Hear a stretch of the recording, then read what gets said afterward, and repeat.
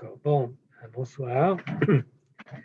Euh, le sujet sur lequel j'aimerais travailler avec vous ce soir a à faire avec ce passage de la paracha qui n'est sans doute pas le passage le plus central de la paracha, encore qu'il est toujours difficile de savoir lorsqu'on a une image dans une paracha, de savoir laquelle des parties de cette image est la plus centrale. Mais en tous les cas, le texte de la Torah au chapitre 26, passouk 50, verset 52, nous dit, nous parle de la façon dont la terre d'Israël va être répartie entre les tribus d'Israël. Et cette répartition pose problème parce que, bien entendu, la géographie d'Israël n'est pas comme dans n'importe quel autre territoire. Chaque endroit a ses avantages, a ses inconvénients. Il y a des parties plus riches, des parties plus désertiques. Il y a des endroits dans lesquels le terrain est meilleur, d'autres dans lesquels il est moins bon, d'autres dans lesquels le climat est plus agréable, etc., etc. Je veux dire, jamais on ne peut savoir exactement et on ne peut, lorsqu'il s'agit de faire une répartition d'un bien qui est limité, la demande est grande et chacun a ses envies, il est difficile de savoir comment est-ce que se fait cette répartition. Eh bien, la Torah nous dit, je lis dans le texte de la Torah, Vaïdaber Adonai el Moshe lemor, לאלה תחלק הארץ בנחלה במספר שמות, לרב תרבה נחלתו ולמעט תמעיט נחלתו, איש לפי פקודיו יותן נחלתו. Le premier principe, c'est que l'étendue du terrain, de la région qui va être dévolue à chacune des tribus dépend de la grandeur des tribus, ce qui est une notion, je dirais, de justice et d'équité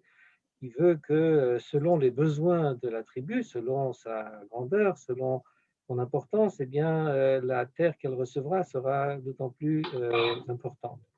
Mais le texte rajoute en disant « Ach begoral yechalek et haaretz » mais la terre sera répartie par tirage au sort. Les shemot matot avotam yinchalu, donc il devrait y avoir un tirage au sort, et le verset suivant rajoute encore une fois, et on a l'impression qu'il y a ici une répétition, Alpi hagoral techalek nachalato ben rav leme'at. C'est-à-dire que la répartition se fera selon le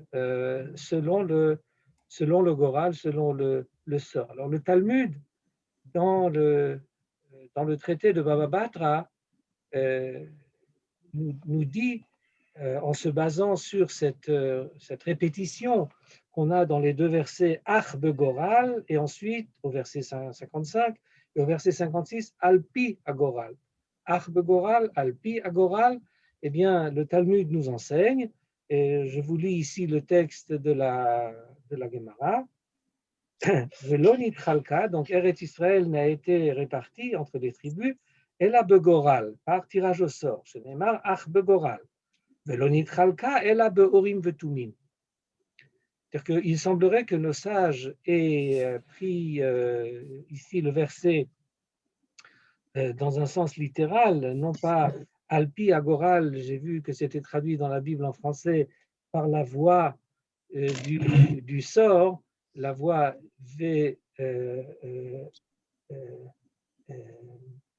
V-O-I-E, donc par le chemin, par ce cheminement-là, mais je crois que nos sages ont lu par la voix V-O-I-X, par la voix du Orim Vetumim, c'est-à-dire, comment est-ce qu'on appelle l'Orim Vetumim en français, aidez-moi, le pectoral? Le pectoral. C'est pas le pectoral? Le Orim Vetumim? Je crois que ça s'appelle le pectoral que le grand prêtre avait sur sa poitrine. Eh bien, ce pectoral avait des facultés d'entendre par l'intermédiaire de ce Urim Vetumim une voix céleste, une voix divine qui se ferait entendre. Et le Talmud sait même nous raconter comment tout cela se passait. puisque le Talmud dit « Elazar melubash urim vetumim », donc Elazar était habillé de son pectoral. Veyoshua vechol Israël omdim lefanav, toute l'assemblée, tout le peuple est là devant lui, avec Yoshua, Josué, qui est donc celui qui sera le dirigeant, le chef après Moshe Rabbeinu dans l'entrée en Eretz Israël. Vekalpi shel shvatim, vekalpi shel trumim munachim lefanav. Il y avait deux urnes. Dans l'une, il y avait le nom des 12 tribus. Dans l'autre, il y avait les régions, les différentes régions d'Eretz Israël. Vehaya mechavel beruach hakodesh veomer, zevulun ole techum ako ole imo. Et Elazar, le grand prêtre, par la voix du Urim vetumim, disait, ou il disait, comme par oracle, il disait, par exemple, Zvouloun, la tribu de Zvouloun va maintenant, c'est d'elle dont on parle, et pour la tribu de Zvouloun, eh bien, lui est attribué le Troum, donc la région de Akko.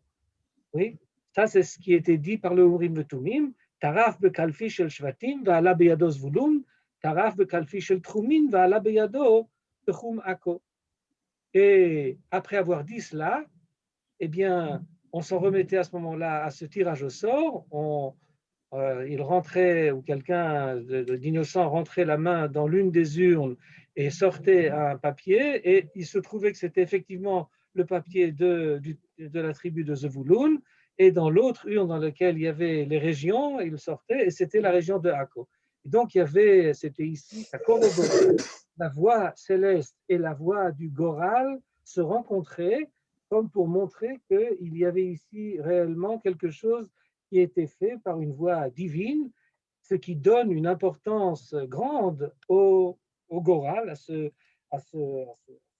tirage au sort, qui ne serait pas simplement le fruit du hasard, mais le fruit d'une volonté divine, le fruit d'un choix divin, qui est ensuite, comment dire, l'un et l'autre se renforcent en quelque sorte. Oui, ce qu'a dit le Urim Vetumim est renforcé par le Goral, et le Goral lui-même est renforcé par ce que le Urim Vetumim disait, etc., etc. C'est ainsi que ça se passait pour toutes les tribus, et c'est ainsi, comme ça nous dit le Talmud, que la Chalukat Haaretz s'est fait. Et en rappelant de ce passage, quand vous m'avez demandé de faire ce cours de Parashat Hashavua, je me suis dit que c'était peut-être l'occasion de discuter et de s'interroger sur la place du hasard dans le processus judiciaire, dans le processus juridique. Est-ce que le hasard a une place quelconque dans le droit? Est-ce qu'il y a une légitimité quelconque à s'en référer au hasard lorsqu'il s'agit de rendre une décision de justice? On ne sait pas qui a raison dans un litige, à qui doit-on donner raison? Est-ce qu'il est légitime aux yeux de la tradition juive de s'en référer au hasard? Alors on trouve dans cette question, avant de rentrer dans les sources et de regarder quelques-unes des sources sur cette question, mon beau-frère, le professeur Elie Merzbach, professeur de mathématiques à Bar-Ilan, a écrit un livre sur le Goral. Je vous montre son livre.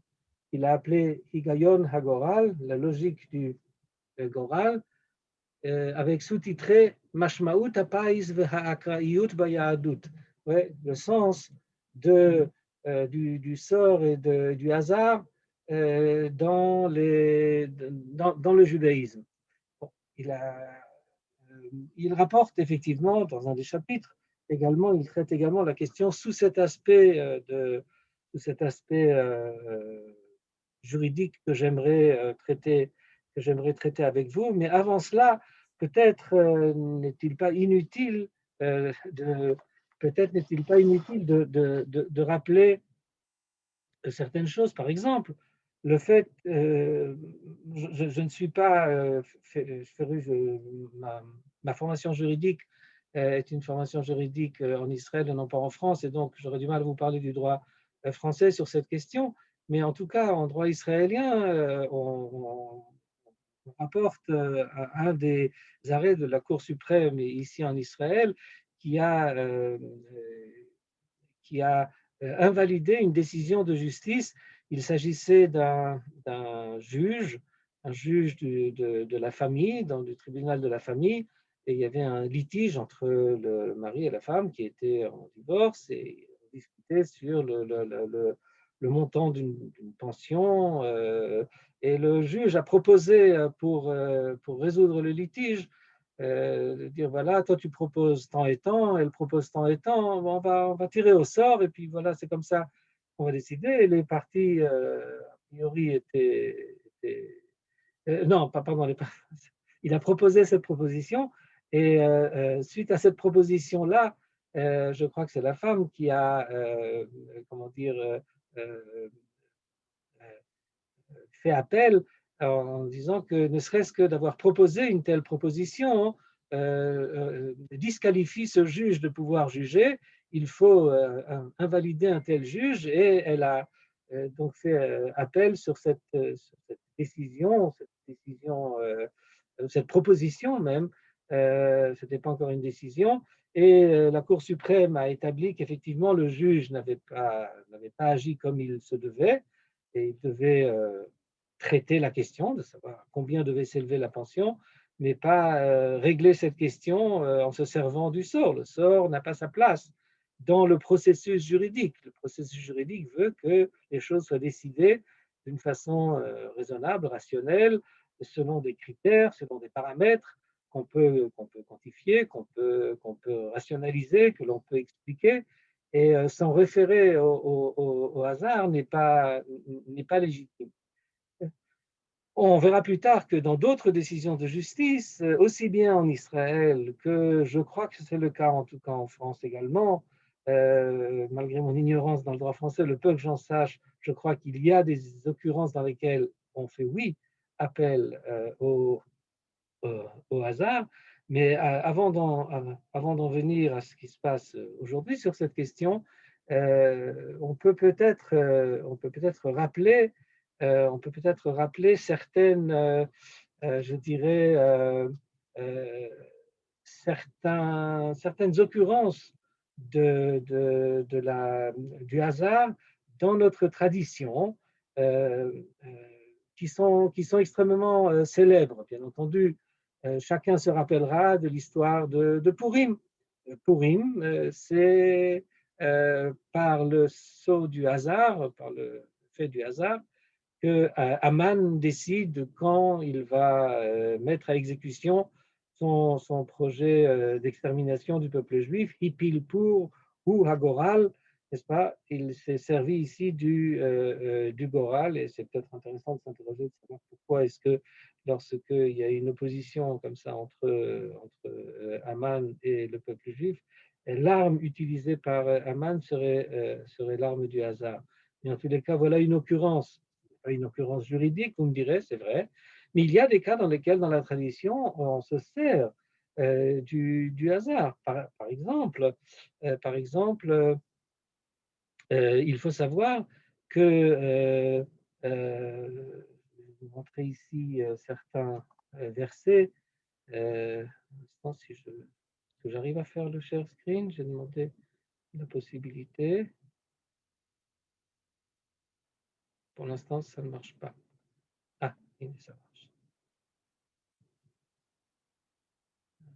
Non. Oui. Regardez dans cette source, une source célèbre, c'est le passage dans le livre de Jonas, n'est-ce pas? Euh, euh, Jonas fuit la parole divine, il ne veut pas aller à Nineveh, et tout le monde se rappelle de cet épisode dans lequel il est en mer et le bateau dans lequel il est, dans cette tempête, menace de chavirer. Et tous les matelots, tous les marins ne savent pas quoi faire. Et finalement, ils s'en réfèrent au Goral, comme il est dit, n'est-ce pas? Cependant, les matelots se disaient l'un à l'autre, voyons, tirons au sort afin de connaître celui qui nous attire ce malheur. Ils tirèrent au sort et le sort désigna, il y en a. Et c'est ainsi qu'ils ont compris que c'était de lui que venait le problème. Et ça va même à de larges extrémités parce que finalement, il est jeté par-dessus bord. Donc, ça va jusqu'à même lui donner la mort. Et certains des décisionnaires se référeront à ce texte-là pour dire que dans certains cas, on peut même s'en référer au tirage au sort, même s'il a des conséquences gravissimes, des conséquences qui sont de l'ordre de la vie ou de la mort, ce qui va très loin, hein, mais comme nous le verrons, la chose est controversée.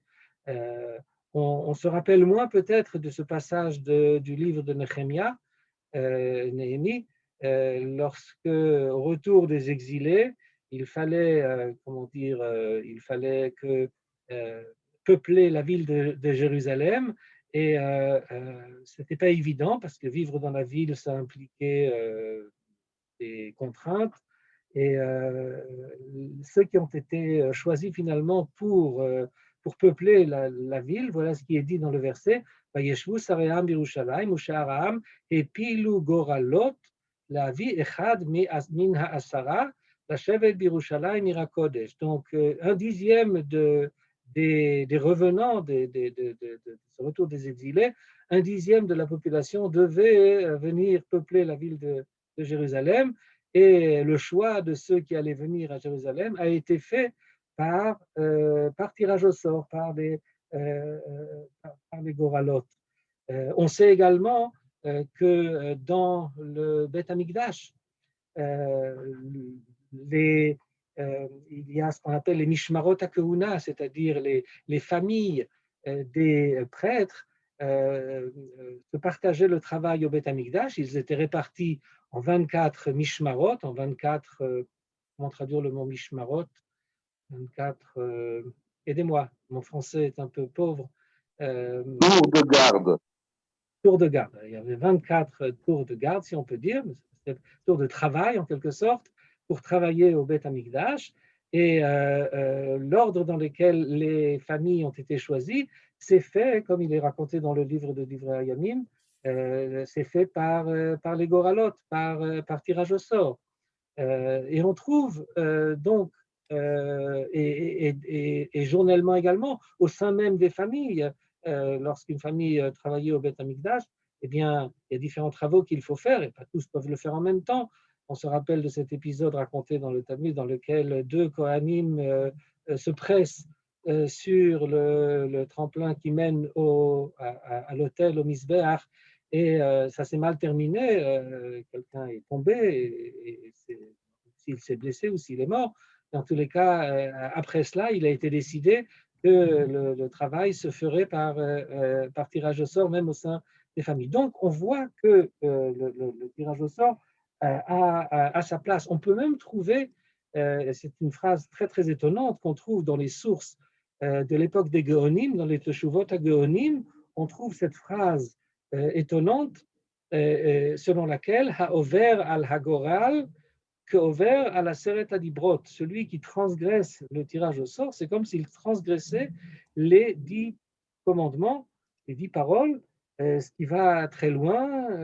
J'ai vu que d'aucuns remettaient en question la validité ou la probité de ce texte. Est-il vraiment un texte digne de confiance, parce que ça va un petit peu loin. Mais quoi qu'il en soit, on voit que une grande importance est donnée au Goral, donc au tirage au sort. Une des occurrences de ce tirage au sort de plus que l'on trouve dans nos sources, et avant de revenir à la source que je vais citer ici maintenant en me référant au traité de Sanhedrin, je veux rappeler que nous avons, même dans les textes qui ne font pas partie des textes canoniques. Par exemple, si on se réfère, vous vous rappellerez peut-être que Flavius Joseph, dans sa guerre des Juifs, raconte au moins à 2 épisodes qu'il a été fait usage d'un tirage au sort, un lorsque lui-même, qui était, comme vous le savez, le général en chef de la Galilée et qui a mené le combat contre les Romains, finalement, lorsqu'il est acculé et qu'il voudrait se rendre, il est dans une grotte avec ses amis juifs, lui voudrait se rendre, mais eux non. Et finalement, il arrive à les convaincre il vaudrait mieux que nous nous donnions, ils ne veulent pas se rendre, et ils veulent se mettre à mort, mais il ne faut pas que nous le fassions nous-mêmes, nous allons le faire par tirage au sort. Et ainsi, ces quelques rescapés ou ces quelques fugitifs tirent au sort. Il se trouve qu'il est resté, lui et encore un autre, en dernier au tirage au sort. Est-ce qu'il avait truqué le tirage au sort ou pas? Mais quoi qu'il en soit, il est resté selon son récit à lui-même. Il est resté, et là, quand il n'est plus qu'avec un dernier qui est encore vivant, il le convainc de se rendre, et c'est ainsi que Joseph va se rendre à la force romaine et va devenir cet historien de la cour de l'Empire romain qu'il est devenu. Et plus tard, dans sa guerre des Juifs, quand il raconte le siège de Masada, il raconte ce passage dramatique, tragique. Autant que je sache, aujourd'hui, les historiens remettent en question la validité historique de ce passage-là et encore d'autres passages qui sont beaucoup sujets à caution dans le récit de Flavius Joseph. Il est notre source essentielle de savoir ce qui s'est passé à cette période de notre histoire, mais beaucoup de ces récits sont sujets à caution. Et là, il raconte de nouveau un épisode à peu près similaire dans lequel les assiégés de Masada ne voulaient pas se rendre et ils ont décidé de se donner la mort et de se tuer eux-mêmes plutôt que de tomber entre les mains des Romains, et ils l'ont fait par voie d'un tirage au sort. Donc on voit que ce tirage au sort a des occurrences dramatiques et tragiques, et une des occurrences que l'on voit, où l'on voit apparaître l'usage du tirage au sort, c'est dans le livre de Yoshua, dans le livre de Josué, après la défaite de la bataille de Ahaï, qui a suivi celle de Jéricho, qui était une victoire magnifique, miraculeuse, mais suite à laquelle, comme on se rappelle, il y a eu un anathème sur tout le butin de Jéricho, et on sait que, parce que le texte nous le raconte, Achan a pris de ce butin qui était anathème, et suite à quoi, dans la prochaine bataille contre Ahaï, les Juifs ont essuyé une défaite.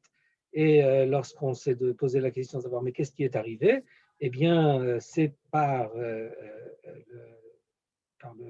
Goral qu'il a été déterminé que c'est Achan qui en était le responsable. Et le Talmud, dans le traité de Sanhedrin, raconte, c'est la source que vous avez ici, vous voyez, c'est assez grand, il faut que j'agrandisse un petit peu.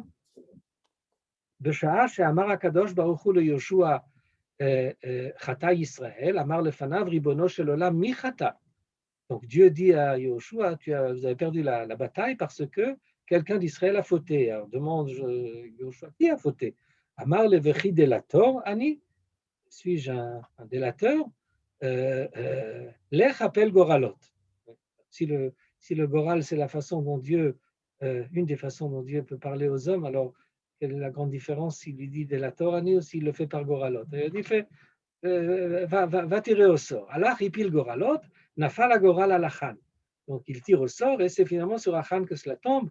Amarlo, donc Achan rétorque à Yoshua en lui disant de Goral ataba alay, tu établis ma culpabilité par tirage au sort. Ata ve'Elazar HaKohen, shne gedolei hadoratem.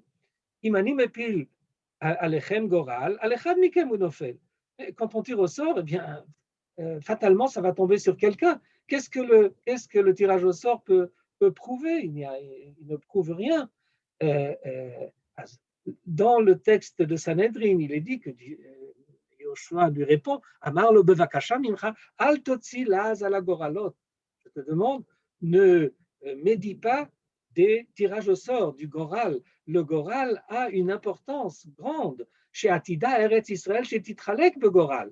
Oui, et Eretz Israël va être, une fois que nous aurons conquis cette terre, eh bien, le partage d'Eretz Israël se fera par tirage au sort. Et donc, le tirage au sort, c'est quelque chose qui a une grande importance. Chez Neymar, Ach begoral yechalek et haaretz, c'est le verset de notre parasha, de parashat Pinchas. Et dans le Yalkut Shimoni, ce texte apparaît une version un petit peu différente et peut-être encore plus, je dirais, plus forte, puisque là, Achan dit à Moshe, et il lui dit en substance, Moshe vient de décéder, Moshe ne nous a-t-il pas enseigné Alpi Shnaim Edim Yumatamet? La culpabilité d'un prévenu ne peut être établie que par le témoignage de deux témoins, pas par la voie d'un tirage au sort. Ouais. Et tu te trompes. Ouais. Sarita Tae, je ne sais pas comment est-ce qu'il faut lire ce passage. Sarita Tae, tu te trompes sur quelque chose d'aussi évident où tu as servi Moshe et tu fais une telle erreur. צפה יהושע ברוח הקודש שעתידה, שהיה עתיד לחלק בגורל את הארץ, אמר, אם יתקיימו עתה, יאמרו כל ישראל, בדיני נפשות נתקיימו, בדיני ממונות לא כל שכן, התחיל מפייסו בניסים נקבות. Et ce passage a l'air de dire que Yoshua s'est dit, je sais qu'Eretz Israël devra être réparti par tirage au sort. S'il remet en question ici le tirage au sort, ce sera grave. Mais d'un autre côté, si Israël voit que le tirage au sort est tellement important qu'on peut même établir la culpabilité d'un prévenu Bedine Nefashot, parce que finalement, Achan va être gravement puni, Bedine Nefashot, donc il va y payer de sa vie. Si c'est vrai pour Dîner Nefashot, ce sera certainement vrai pour Dîner Mamonot, pour des questions d'argent, pécuniaire, de valeur, de terrain, pour des questions foncières. Alors à ce moment-là, bien entendu, cela pourra être également accepté. Comme je vous l'ai dit, certains des décisionnaires se basent entre autres également sur ce passage pour nous dire à quel point le Goral peut avoir une grande importance. Par exemple, un des grands décisionnaires, je ne voulais pas amener ici, dans les textes que j'ai mis en référence, mais par exemple, le Rav Yair Bachach, au XVIIe siècle, auquel on doit, en Allemagne, auquel on doit les tchouvot, Shelot ou tchouvot Chavot Yair, qui a été sollicité pour une question de partage qui a été fait par le Goral, parle longuement sur le Goral, sur la validité, sur la valeur du tirage au sort, et va jusqu'à dire, en citant certaines des sources que nous avons rapportées, que le tirage au sort peut même avoir une validité dans des domaines comme Dîner Nefashot, et il prend entre autres références, par exemple, l'histoire de Achan et l'histoire de Yona. Nous verrons que d'autres contestent, je dirais, la pertinence de ces références, mais en tous les cas, il est intéressant de mentionner que certains des décisionnaires accordent une grande importance donc au Goral, au tirage au sort. Ceci dit, et je vais faire de nouveau le share screen pour vous montrer cette source-là, la source du Rosh. Rabbeinu Asher ben Yechiel, un des grands décisionnaires au Moyen Âge, nous sommes au XIIIe, XIVe siècle, XIIIe siècle, et le Rosh, Rabbeinu Asher ben Yechiel, vous le savez,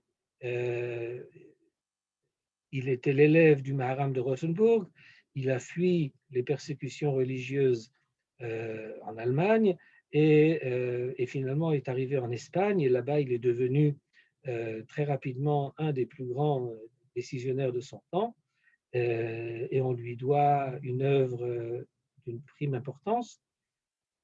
Et le Rosh nous enseigne la chose suivante.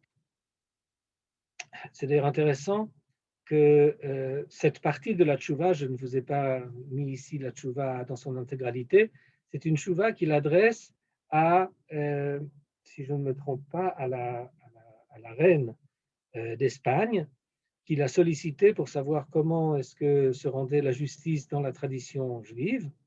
Et il explique, et entre autres, il dit Kol ze savarti veherachti lodia she'en koach vereshut lotzi et adin chaluk. Il dit la fonction essentielle d'un tribunal, c'est de rendre la justice. Et un tribunal ne peut pas se défiler de cette fonction et de cette mission qui est la sienne, que de rendre la justice. Il ne faut pas oublier que la fonction essentielle d'un tribunal, c'est par les décisions de justice de faire en sorte que la paix règne dans le monde. Or, si un juge dit, écoute, moi je ne sais pas comment décider, je ne sais pas, je n'ai pas les éléments, je ne sais pas, je ne décide pas, eh bien, pour le Rosh, eh bien, il faillit à sa fonction. Et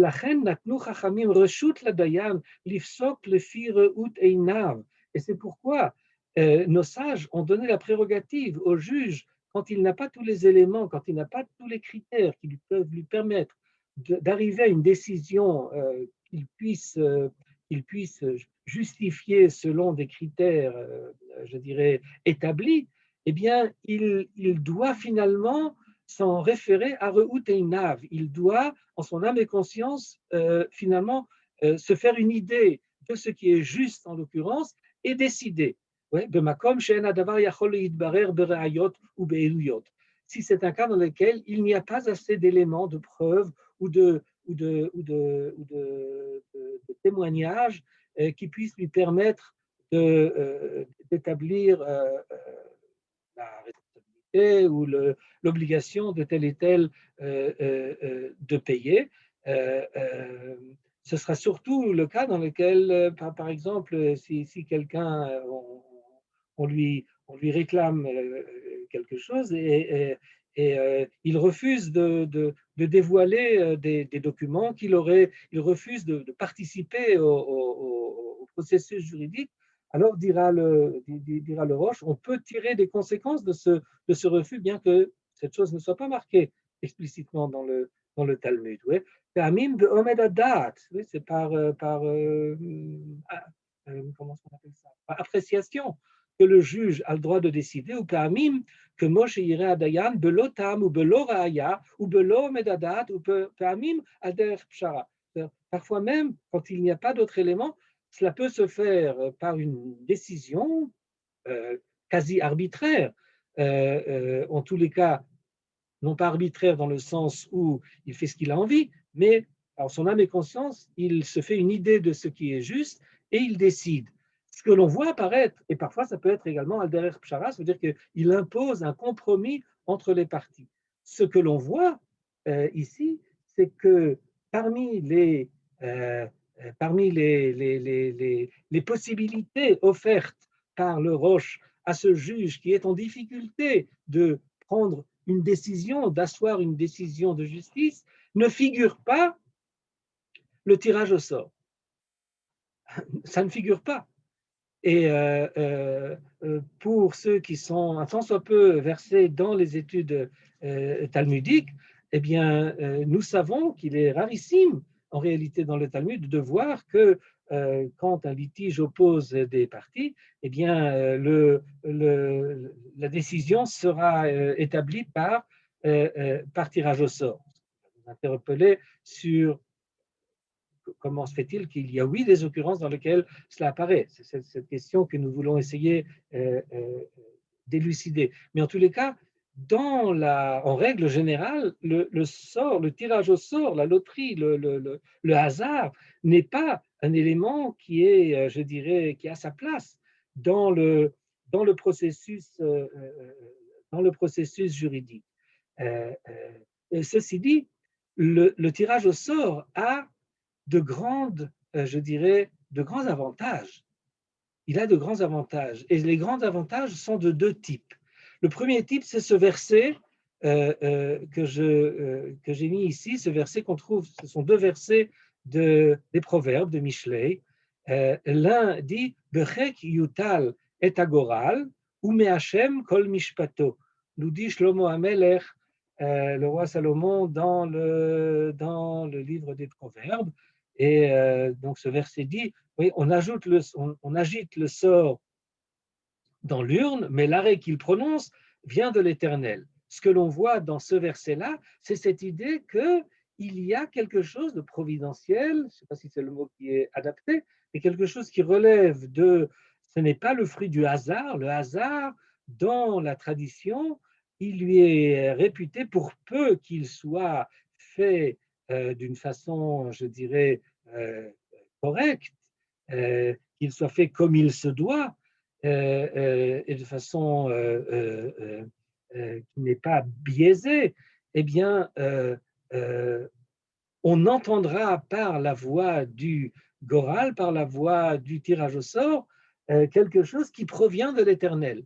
Ça, c'est d'un côté, ce qui pourrait donner, qui pourrait, comment dire, euh, justifier oui, faire référence et s'en référer et utiliser le tirage au sort comme un moyen pour arriver à une décision. Comme nous l'avons vu, le Roche, Rabbeinu Asher Ben Yechiel, s'y oppose. On ne peut pas prendre une décision de cette façon-là. Et un autre aspect de, euh, du Goral comme quelque chose, comme un moyen qui, qui a des avantages pour régler des disputes, apparaît dans un autre verset de Michelet, au 18e chapitre, ouais, Medinim ou Medanim yashbit agoral ou bein atsumim yafrid, ouais, qui a été traduit par la Bible du rabbinat, le sort met fin aux disputes et tranche le débat entre les puissants. Et on ne peut pas contester le fait que, effectivement, dans une certaine mesure, le goral, c'est-à-dire le tirage au sort, a cette capacité de calmer les esprits. Nous avons tous été enfants, et quand nous jouions en tant qu'enfants, et savoir qui allait commencer, je ne sais pas, à commencer le match ou commencer une course ou je ne sais quoi, eh bien, un, deux, trois, ce sera toi qui, presque naturellement, de cette façon-là, ça évite les disputes parce que chacun se rend bien compte que, bon, personne, il n'y a pas eu ici de décision arbitraire, il y a eu ici une décision qui est une décision qui est, comment dire, je n'ai pas le sentiment d'avoir été comment dire, berné, d'avoir été biaisé, d'avoir été en proie à une décision arbitraire. Le sort, le hasard, à quelque chose qui calme les esprits, entre parenthèses, dans le monde antique et également dans le monde moderne encore aujourd'hui. Je crois que c'est le cas encore aujourd'hui en France et après également aujourd'hui en Israël également, dans le droit israélien, on trouve des cas dans lesquels les litiges sont statués par voie de tirage au sort. Mais avant d'y arriver, j'aimerais juste faire référence à un des décisionnaires modernes qui s'oppose à l'usage, lui aussi. Chez le Roche, Rabbeinu Asher ben Yechiel, nous n'avons pas vu qu'il y ait une opposition de principe. Il ne rappelle tout simplement pas, il ne fait pas mention de la possibilité de statuer d'un problème de ce genre d'un problème de justice par Goral, par tirage au sort. Le Rav Ovadia Yosef, dans ses réponses, a été sollicité, nous n'allons pas lire la tchouva, je vous raconte juste de quoi il s'agit dans cette tchouva. Sollicité, il y avait un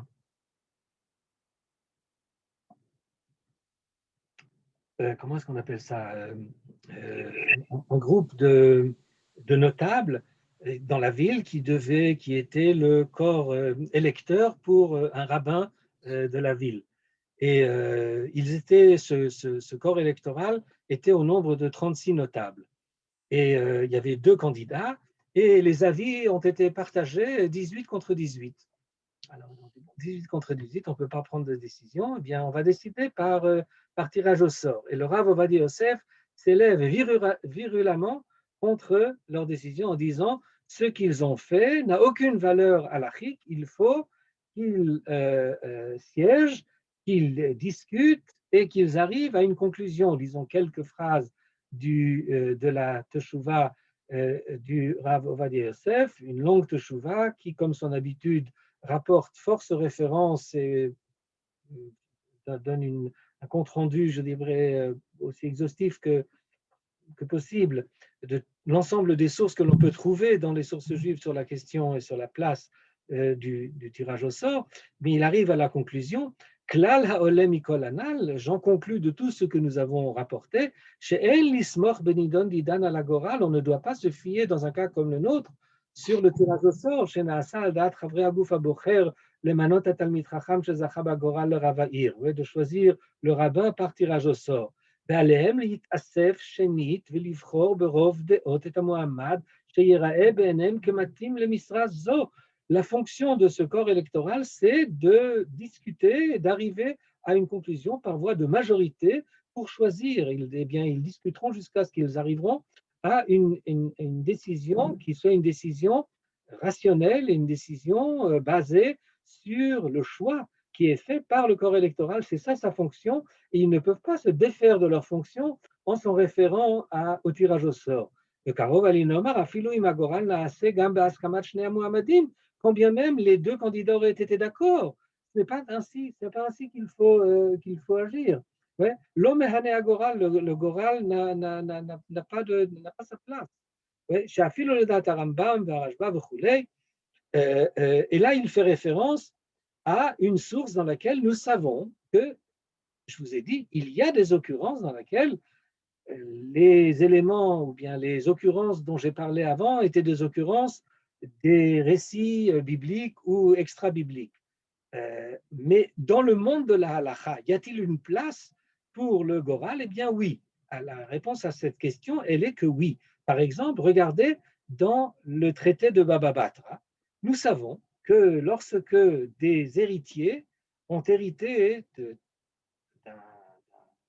héritage de leur père, par exemple, donc des frères ont hérité de leur père et ils veulent partager leur héritage. Ils ont hérité d'un champ, par exemple, champ, d'une maison, des différents biens, et il faut partager ces biens. Comment partagera-t-on? Nous revenons sur ce par quoi nous avions commencé.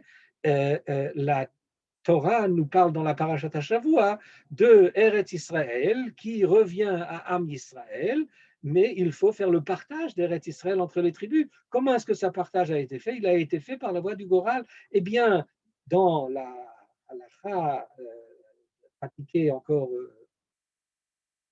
aujourd'hui, lorsque il y a des biens qui tombent en héritage pour des héritiers et qu'il faut faire le partage de cet héritage, alors bien entendu, les héritiers sont habilités à se mettre d'accord comment faire le partage. À ce moment-là, tout va bien. Mais admettons qu'ils ne sont pas d'accord parce qu'il y a différents biens qu'on ne peut pas partager physiquement et il faut donc faire des lots et ensuite établir qui va prendre quel lot. Comment va-t-on établir cette décision? Qui va prendre quoi parmi les frères? Eh bien, la halacha est Tanya Rabbi Yossi Omer Ha'achin Shechalku, c'est-à-dire les frères qui ont décidé euh, de mettre fin à leur indivision, je crois que c'est comme ça qu'on dit, n'est-ce pas, leur association, leur indivision, ils veulent se séparer, ils veulent partager leur héritage. Keivan she'ala goral le'echad mehem kanu kulam. Une fois que le tirage au sort a été fait, eh bien, ce tirage au sort a valeur, à valeur juridique. Il a valeur juridique et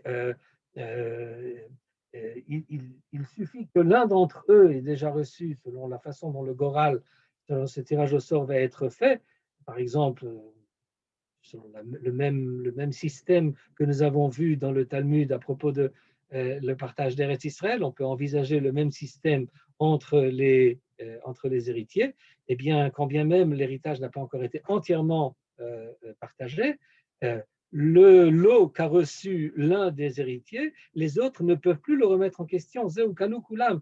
Il y a une validité juridique de ce goral. Et on peut s'interroger sur la question de savoir quelle est la différence, pourquoi dans ce type de cas, l'usage du tirage au sort est légitime, alors que le Roche nous expliquait que quand il y a une indécision au niveau de la justice à rendre, de la décision à rendre, il n'y a pas de témoin, il n'y a pas de preuve, eh bien, le juge doit user de son âme et conscience et doit se faire une idée de ce qui est juste dans le cas qui lui est présenté.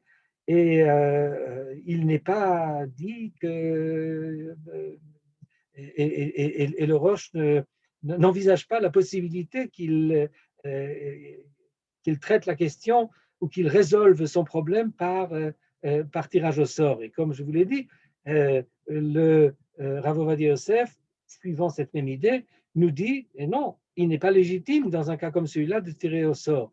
Je crois, discuter de cette question, je crois que la grande différence entre ces cas, elle est que il y a des cas dans lesquels il y a des critères, juridiques pertinents et des critères juridiques pertinents et on peut également envisager qu'il y a effectivement que la justice est d'un côté ou de l'autre. Il y en a un qui a raison dans le litige et l'autre qui a tort. Il est difficile d'établir la chose. On peut parfois être en difficulté pour prouver la chose, mais il est clair qu'il y a quelqu'un qui est dans son tort et quelqu'un qui est dans son droit. Dans un cas comme celui-là, en aucune façon, c'est le sort qui pourra décider de la question. Le sort ne décide pas de la justice en ce sens-là, de savoir qui a raison, qui est effectivement celui qui a été lésé d'un point de vue de ce que lui revient de droit. Il y a quelque chose qui lui revient de droit. Alors qu'entre entre les héritiers, ils sont tous propriétaires de l'héritage en indivision. On ne peut pas dire qu'à l'un d'entre eux revient telle ou telle chose. De la même façon qu'on ne peut pas dire que cette partie d'Eretz Israël revient à tel chevet, à telle tribu ou à telle tribu.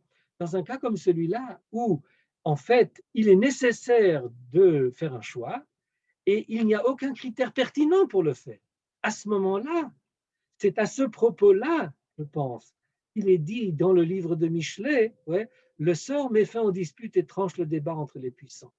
Ouais, dans ce cas-là, le goral est effectivement salutaire et il peut être le meilleur moyen pour trancher la question sans obligatoirement lui attribuer une valeur de d'oracle, je dirais, ou de voix divine. Pas obligatoirement. Certes, il peut être dans certaines circonstances, et d'aucuns peuvent croire qu'il y a ici une volonté divine, mais pas obligatoirement. Et j'ai trouvé des textes dans les décisionnaires qui laissaient cette question, je veux dire, ouverte. Il n'est pas obligatoire de penser que toujours le Goral est l'émanation de la volonté divine. Parfois, le hasard fait bien les choses dans ce sens-là qu'il est opportun pour résoudre un problème pour lequel il n'y a pas d'éléments qui puissent permettre de faire le choix, parce que l'état de droit est tel qu'effectivement toutes les parties sont à la même enseigne, sont au même niveau. Il n'y a aucun élément de droit qui puisse permettre de dire que l'un a raison et l'autre a tort. Ce n'est pas une question de raison et de tort, c'est une question, il y a une nécessité de faire un choix et il n'y a pas de critères pour le faire. Lorsqu'il n'y a pas de critères pour le faire, à ce moment-là, le Goral, la loterie, va pouvoir prendre sa place. Et je terminerai peut-être avec encore je dirais deux ou trois exemples. Un, en droit israélien, je vous avais dit au départ, on a commencé par cet arrêt de justice de la Cour suprême israélienne qui a invalidé la décision de ce juge qui voulait résoudre un litige en se servant du Goral. Là, ce n'était pas légitime. Et pourtant, en droit israélien, comme c'est le cas, je crois, en droit français, vous me corrigerez si je me trompe, il y a des cas dans lesquels, par exemple, prenez les cas ce qu'on appelle, je crois, ce qu'on appelle en français des appels d'offres, ce qu'on appelle ici michrazim. C'est-à-dire que il y a, par exemple, des travaux publics qui doivent être faits et pour être équitable vis-à-vis de l'ensemble des entrepreneurs et de ceux qui pourraient vouloir faire le travail, eh bien, par justice, on propose à tous les entrepreneurs, ceux qui sont aptes à faire le travail, de faire de faire des propositions, ce qu'on appelle une appel d'offres. Et admettons qu'il y ait des appels d'offres qui soient parfaitement, je dirais, parfaitement égales. Il y a les mêmes compétences, les mêmes prix, les mêmes qualités de produits, etc., etc. Comment va-t-on choisir dans un cas comme celui-là? Eh bien, à ce moment-là, ici, en tout cas, le droit israélien, et je crois que c'est également encore le cas en France, il est légitime, et c'est ce qui est utilisé, de faire un tirage au sort entre les différentes propositions. Et il y a euh,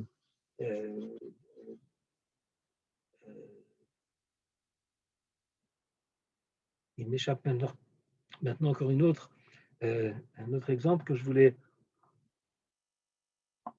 donner à ce propos, mais je terminerai par cet exemple tiré des responsa du Ramoshe Feinstein. Vous savez que Ramoshe Feinstein était un grand décisionnaire au XXe siècle, il est décédé dans les années 80 du siècle précédent, 86 si je ne me trompe pas. Il a beaucoup été sollicité sur des problèmes d'éthique médicale. Et dans la responsa que vous avez ici devant vous, la question qui est traitée et qui est devenue ces derniers temps, vu la crise du Covid, et le manque de moyens, par exemple, s'il y a deux malades mais il n'y a pas assez de respirateurs, à qui va-t-on donner le respirateur? Il y a toutes sortes de règles concernant cette question-là, mais nous dit le rapproché Feinstein, il y a des cas dans lesquels il n'y a pas d'éléments pertinents pour préférer un patient à l'autre. Les deux patients sont exactement selon les mêmes critères. Il n'y a aucun élément qui puisse permettre de faire la différence entre l'un et l'autre. Eh bien, nous dit le Rav Moshe Feinstein, dans un cas comme celui-là, eh bien, il sera légitime de faire le choix par tirage au sort, parce que ce sera le choix le moins arbitraire que l'on puisse faire, et le plus juste finalement, parce que finalement, s'il n'y a aucun critère objectif qui puisse permettre d'établir comment doit se faire, qui a, à qui doit-on donner la priorité, eh bien nous sommes dans le cas dans lequel il est nécessaire de faire un choix, mais nous n'avons aucun critère pour le faire. À ce moment-là, le tirage au sort a a sa place. Voilà un petit peu un tour d'horizon des différentes occurrences, ce que nous avons vu donc en partant de notre paracha, que la terre d'Eretz Israël a été répartie par tirage au sort. On a vu qu'au cours de l'histoire biblique, on a vu différentes occurrences de l'usage du tirage au sort pour régler des problèmes. Et je terminerai juste en disant, puis nous avons vu que malgré ces occurrences, chez les décisionnaires et dans le monde de la halakha, il y a une réticence vis-à-vis de l'usage du tirage au sort, et la place lui est réservée uniquement dans les cas dans lesquels il n'y a pas de critères juridiques pertinents qui puissent permettre d'établir qui a raison, qui a tort. Ce n'est pas une question de raison ou de tort. Personne n'a raison et personne n'a tort. Tout le monde est dans son bon droit et il est bien nécessaire de faire un choix. Dans un cas comme celui-là, le tirage au sort a toute sa place comme un élément qui va permettre d'éviter l'arbitraire et d'acquérir l'adhésion et la reconnaissance de l'ensemble des parties à la décision qui sera prise, parce que personne ne pourra prétendre ou pourra dire qu'il a été lésé, puisque la chose a été laissée au hasard, quand bien même on laisse au hasard le sens de hasard dans le sens d'un choix qui est véritablement quelque chose qui est de l'ordre de l'indécision, parce que rien ne pouvait permettre de savoir qu'est-ce qui allait, pas obligatoirement attribuer à ce hasard une voix divine qui viendrait dire voilà, c'est lui qui mérite de le recevoir. Non, on n'est pas obligé de voir les choses de cette façon-là, me semble-t-il en tous les cas. Et je vous avais dit que certains des décisionnaires, nous n'avons pas vu leur texte, mais certains des décisionnaires, comme le Chavot Yair et comme d'autres, vont même jusqu'à, dans des circonstances gravissimes, et je me suis posé d'ailleurs la question de savoir, est-ce que dans des circonstances telles que, par exemple, se sont posées pendant la Shoah, dans lesquelles on exigeait de la communauté de livrer des Juifs pour des transports, pour des déportations, etc., etc. Est-ce que comment est-ce qu'on peut faire un tel choix? Est-ce qu'il est légitime de le faire et est-ce qu'on peut le faire par la voie d'un tirage au sort? Les textes talmudiques nous enseignent, c'est une Mishnah dans Umot, si je me rappelle bien, qui nous enseigne que si des Goïm menacent la communauté ou une assemblée de Juifs en leur disant « Livrez-nous un d'entre vous, sinon nous vous tuons tous », eh bien, il est dit qu'il y a une différence. S'ils demandent quelqu'un de spécifique, alors on a le droit de le livrer. Mais s'ils disent « Livrez-nous quelqu'un », nous n'avons pas le droit de le livrer. Et il est préférable « Yehargu kulam velo yimseru nefesh achat mi'Israël ». Ils se laissent tous tuer plutôt que de livrer qui que ce soit. On ne participe pas à ce genre de menaces. Et certains décisionnaires disent, se basant sur l'histoire de Yona, que certes on ne peut pas les livrer, on ne peut pas faire un choix, mais on peut tirer au sort pour choisir quelqu'un, puisque nous voyons que le Goral peut même avoir une fonction d'inenefashot, même s'il a des répercussions au niveau de la vie même des personnes. Mais cette décision est âprement critiquée par d'autres décisionnaires qui disent que d'abord, on ne peut pas tirer de conclusion halachique de l'épisode de Yona. D'abord, les marins qui ont fait cela, qui dit qu'ils ont fait ce qui était juste de faire lorsqu'ils ont fait un tirage au sort, ils sont tombés sur Yona. En plus, c'est Yona lui-même qui, une fois que le Goral est tombé sur lui, a reconnu qu'il savait que c'était à cause de lui, et c'est lui qui leur dit « jetez-moi à la mer », c'est autre chose. C'est donc une situation complètement différente, et il est extrêmement difficile et dangereux de tirer des conclusions de ce passage biblique pour des circonstances dramatiques telles que celles que j'ai décrites. Il se trouve que dans un article intéressant écrit par une chercheuse dans le domaine de la Shoah, elle rapporte toutes sortes de conduites des rabbins de l'époque de la Shoah qui, face à des dilemmes de ce genre, ont agi de différentes façons, mais en tous les cas, la façon pour eux d'arriver à leur décision, et souvent la décision était « nous ne livrerons pas, nous ne céderons pas à cela, à cette menace », comme le dit la Mishnah.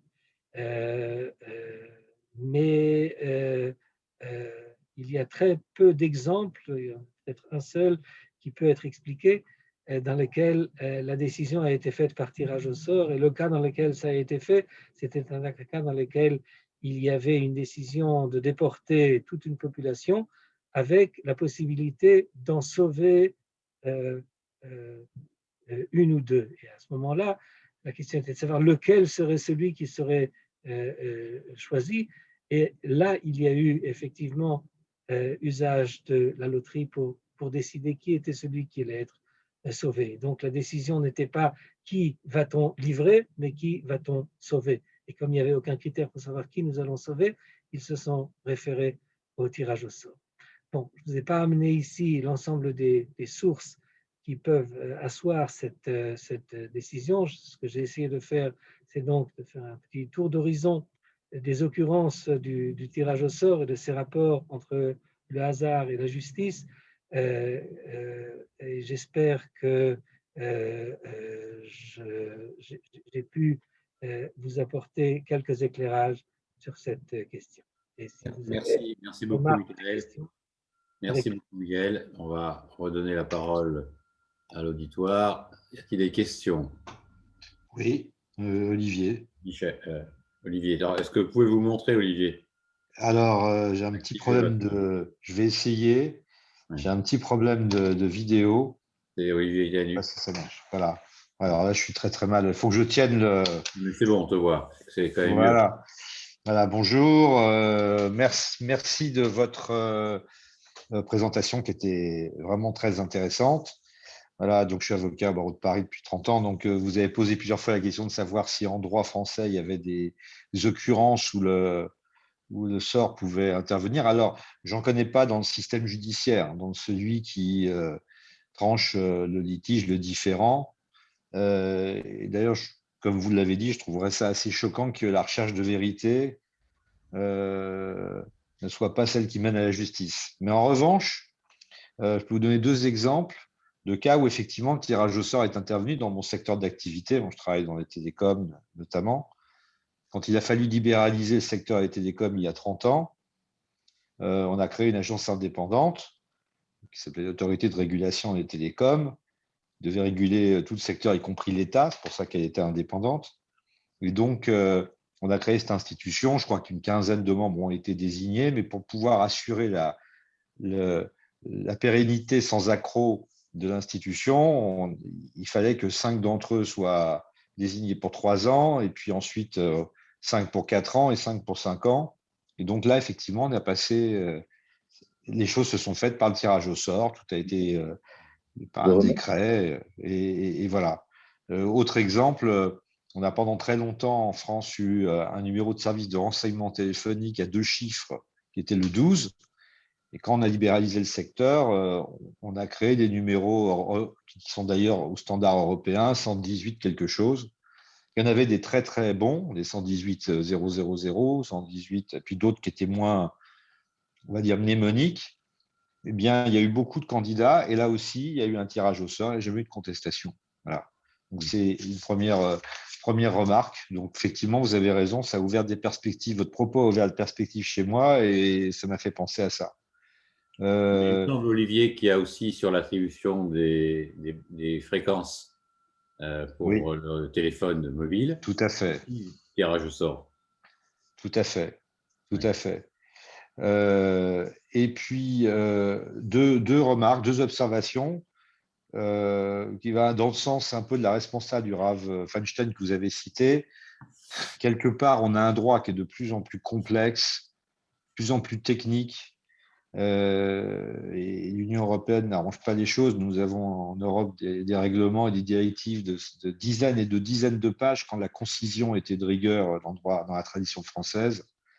Et donc, on peut presque dire que sous forme de boutade, que l'effet de cette complexité et aussi le déchaînement des plaideurs qui sont de plus en plus prolixes, finalement, a pour effet que des décisions sont rendues pratiquement par hasard. Voilà, c'est ce qu'on pourrait peut-être dire. Et puis, dernier point, je dirais qu'on est dans le courant contraire de celui du hasard. On veut tout prévenir. Et je pense en particulier à l'intelligence artificielle qu'on nous présente comme étant la solution de demain pour rendre des jugements. Tout ça passerait dans des bases de données avec des logiciels, des systèmes experts, et puis tout serait pour le bien. Donc, ça me fait penser à une blague, je ne connais pas en yiddish le terme, mais qui dit que pour ceux qui veulent tout prévoir, rendre tout prévisible, ou éviter tout risque. Avec la Covid, on a vu ce qui a été la réalité. Ça fait penser à une blague où on dit que si on veut faire rire Dieu, parle de tes projets. Voilà. Et donc, c'est un peu ça. On est dans une veine différente où, au contraire, plutôt que de recourir au sort, on veut absolument tout couvrir, tout prévenir et tout gérer sans risque. Voilà. Je ne suis pas certain du tout que cette voie-là soit la bonne. Voilà. Donc, c'était quelques réflexions par rapport à votre propos. Merci de ces réflexions. Merci. D'autres questions, commentaires Est-ce que je peux poser une question à Michael? Oui, bien tu sûr. m'entends? Oui. Bonsoir Michael. J'ai adoré votre présentation, c'était vraiment formidable. J'ai manqué les toutes premières minutes de votre présentation et j'espère donc que ma question ne va pas être à côté du sujet.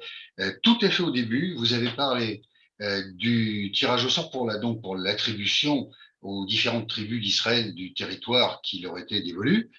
Et donc, il y avait en même temps un tirage au sort avec une urne dans laquelle il y avait les noms des tribus, une autre urne dans laquelle il y avait les territoires. Donc, c'était un tirage au sort. Et tout cela a été à chaque fois confirmé par les Urim et Turim. Donc, ma question, c'est pourquoi avoir fait ça? Il aurait été peut-être plus simple de s'en remettre au divin et pas aux urnes, et simplement d'écouter ou de regarder les Urim et Turim. Pourquoi avoir complexifié cette décision ou ces choix? Pourquoi est-ce qu'on ait recours à ça? C'est redondant? Je pense que vous posez une bonne question. Peut-être qu'il était important de marquer par là que quand même, ça veut quand même dire quelque chose. Ça vient enseigner quelque chose, comme le dit Yoshua à Achan. Il lui dit ne médis pas des goralotes, ne médis pas du tirage au sort. Le tirage au sort a ou peut avoir une signification. Et il ne faut pas le mépriser, il ne faut pas le dénigrer. Il y a une valeur à ce sort qui a été marquée par cet événement. On voit bien qu'il y avait, c'est ce que je disais, c'est-à-dire qu'il y a d'un côté la parole divine, le Urim et Tumim, corroborait le sort, et le sort corroborait le Urim et Tumim, comme pour dire qu'il y a ici quelque chose qui est, comment dire, qui va dans le même sens et qui vient nous enseigner qu'il est des cas dans lesquels, et ça ce sera sans doute l'avis de ceux qui donnent une grande importance au Goral dans certaines circonstances, c'est-à-dire qu'ils y voient véritablement l'émanation d'une providence, d'une volonté divine. Oui. Alors pour ceux qui voient ces choses comme ça, ça pourrait répondre à votre question. Pour ceux qui, comme moi, sont un peu plus sceptiques, la question est un petit peu plus difficile. Alors justement, je vous remercie. Justement, si je peux permettre une seconde pour terminer sur le sujet, enfin mes questions en tous les cas, c'est que comment dirais-je, dans la réalité d'aujourd'hui, comment est-ce que ça s'inscrit? À l'époque biblique, où le souffle divin était présent, où il y avait la confirmation du tirage au sort par les Urim et Tumim. D'accord? Aujourd'hui, ce serait difficile. Donc, quelle valeur aurait aujourd'hui un tirage au sort et comment est-ce qu'on le ferait? Avec des urnes, avec des dés, avec une pièce de monnaie? Comment est-ce qu'on invoquerait le sort et comment est-ce qu'on pourrait valider le tirage au sort? Bon, vous rentrez maintenant, je vous renvoie au livre de mon beau-frère, professeur Merzbach, qui traite longuement sur les différents, quels sont les moyens, parce que le Talmud discute de cette question, par exemple, entre les familles des Kohanim, comment se passait le tirage au sort. Il y a des règles, effectivement, qui sont là, rationnellement, pour assurer la bonne, je dirais, comme quand on voit quand le tirage de la loterie se fait, n'est-ce pas, ça doit être fait avec un huissier de justice pour assurer qu'il n'y a pas, que la chose n'est pas biaisée, n'est-ce pas? Et je pense que ce qu'on pourrait dire pour répondre à votre première question, c'est-à-dire que certes, il y a la voie du Urim et Tumim, mais je veux dire, les sceptiques peuvent également remettre cette voie également en question, en disant à un instant, qui sait, il y a peut-être un truc là-bas derrière. Et quand c'est corroboré par le tirage au sort, alors à ce moment-là, comme dit, l'un renforce l'autre. Ce qui est essentiel, je pense, pour que le Goral, pour que ce tirage au sort puisse être valable, validé, pour qu'il puisse effectivement avoir la fonction qu'il peut avoir dans les limites que j'ai essayé de déterminer. J'ai essayé quand même de montrer que les limites de ce tirage au sort sont grandes et que, d'une façon générale, et je suis d'accord avec Olivier, c'est ce qui ressort des sources que je vous ai rapportées dans leur majorité en tous les cas, c'est que le tirage au sort, le hasard, n'a pas sa place dans une décision de justice, si ce n'est dans les cas que j'ai essayé de déterminer, qui sont dans les cas dans lesquels, effectivement, il n'y a aucun critère, il n'y a pas quelqu'un qui a raison ou tort, il ne s'agit pas d'établir qui est de droit et qui n'est pas de droit, il y a quelque chose qui doit être partagé, il y a mais la demande est plus grande que l'offre, et par nécessité, il est nécessaire de faire un choix, et à ce moment-là, le hasard prend toute sa force, pour peu qu'il ait effectivement fait dans les règles de l'art. Et le Talmud nous enseigne comment, entre les Kohanim, cela se faisait.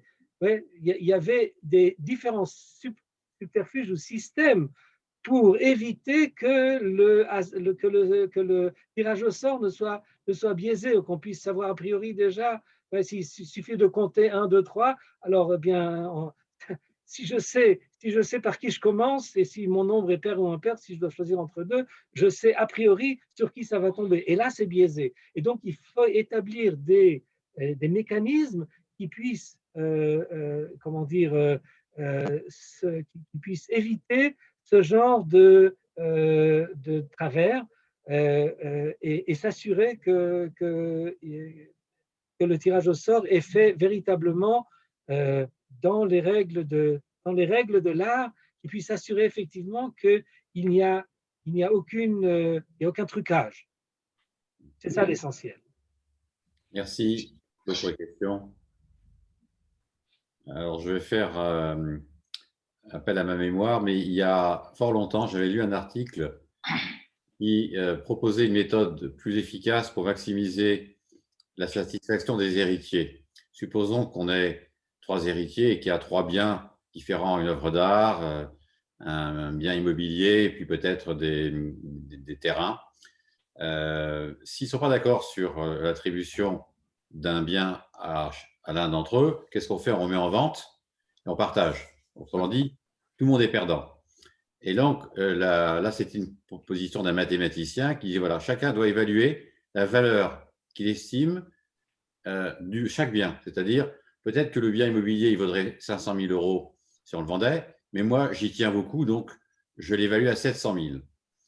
Et en fait, on attribue ensuite les biens en fonction des enchères, c'est-à-dire c'est un peu un système d'enchères. Celui qui a vraiment envie d'avoir le bien immobilier, il est prêt à l'estimer plus cher que sa valeur réelle pour l'avoir et pas récupérer une partie de l'argent. Et ainsi de suite, on commence par celui qui a fait l'enchère la plus élevée, ensuite le deuxième, et puis le troisième. Et après, on fait le différentiel entre la valeur de chaque bien. Et donc, le résultat, c'est que chacun a une satisfaction supérieure à celle qu'il aurait eue si on avait simplement partagé l'argent, parce que personne n'aurait eu le bien auquel il tenait, faute d'avoir un accord sur à qui est attribué chacun des biens. Voilà. Intéressant. Je n'ai pas le souvenir qu'une telle proposition de partage apparaisse dans nos sources, mais on peut… Je crois que c'était dans la revue Tradition, la revue américaine, l'orthodoxe Tradition, il y a une trentaine d'années.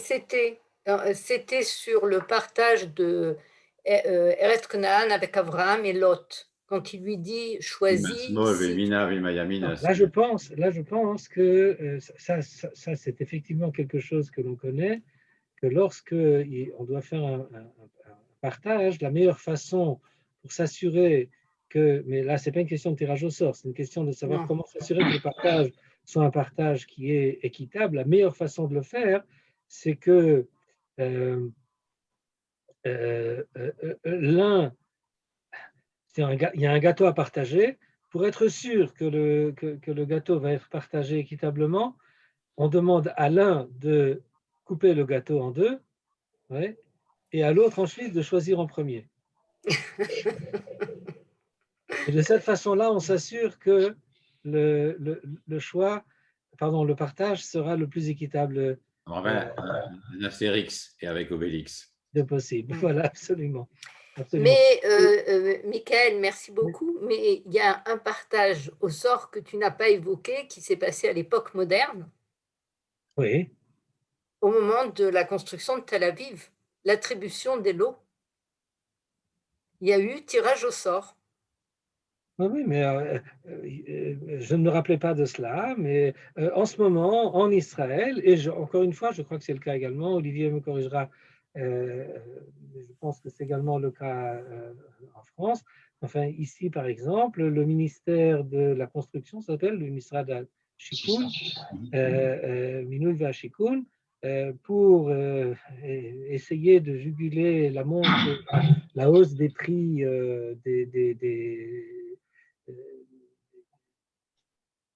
des biens fonciers, a établi je dirais, des avantages à des entrepreneurs et bien entendu l'offre n'est pas assez, et des subventions, subventions on dit, je crois qu'on dit subventions, n'est-ce pas, des aides de l'État, mais ne peuvent pas l'assurer à tout le monde, donc l'offre est inférieure à la demande. Et ceux qui pourront participer ceux qui pourront profiter de ces appartements qui sont vendus dans des conditions qui sont meilleures que les autres, avec l'aide de l'État, ça ne peut pas satisfaire l'ensemble de la demande. Et donc, c'est exactement la même chose qui est fait, c'est fait par lot. Et bon, il est établi qui, c'est seulement les jeunes couples, etc., pas tout le monde, qui peuvent participer à des tirages au sort, et ce sont des tirages au sort qui sont faits. Il y a des cas dans lesquels, comme le dit le verset de Michelet, ouais, Medanim yashpit agoral. Le goral a cette faculté de calmer les courroux, les disputes. on ne peut pas lui dénier cette faculté. Pour peu, bien entendu, que les choses soient faites effectivement d'une façon tmima, de façon honnête. Si le tirage au sort est biaisé, si c'est truqué, alors à ce moment-là, il n'y a rien à dire. Ce sera bien entendu invalidé et ça n'a aucune espèce de valeur. C'est pas nécessaire de le dire. Voilà, Toda Rabba, vraiment merci beaucoup. Merci beaucoup. Michael, merci. Shabbat Shalom. Shabbat Shabbat shalom. Shalom. Merci beaucoup, Shabbat Shalom.